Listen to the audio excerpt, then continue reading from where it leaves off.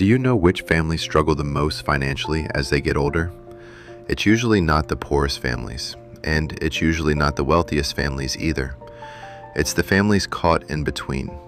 To understand why, let's look at the three most common options families consider. First, aging at home. Most people want to stay in their own home as they age, and emotionally, that makes perfect sense. But people are living longer than previous generations.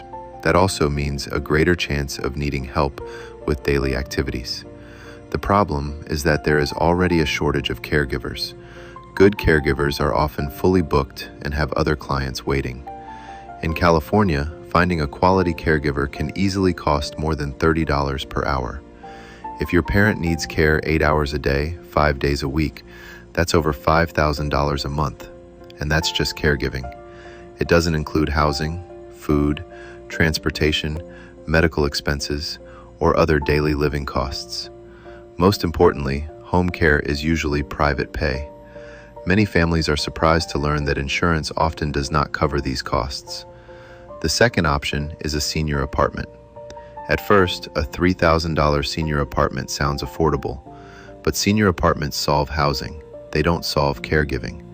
If your parent later needs help with medications, bathing, dressing, mobility, or other daily activities, you'll still need to hire additional help.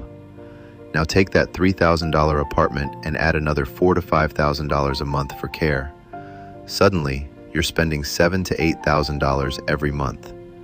The third option is assisted living. The average assisted living community may cost between $4,000 and $5,000 a month before additional care charges. Newer communities can easily cost $8,000 a month or more. Many families immediately reject assisted living because of the price.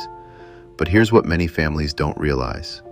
Assisted living is designed for seniors who need some level of support, not constant one-on-one care.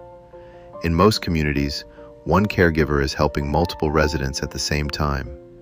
As care needs increase, families may eventually need additional support, private caregivers, or a higher level of care. And that's important, because the amount of care a parent needs is what ultimately drives the cost. And that's where many families make a mistake.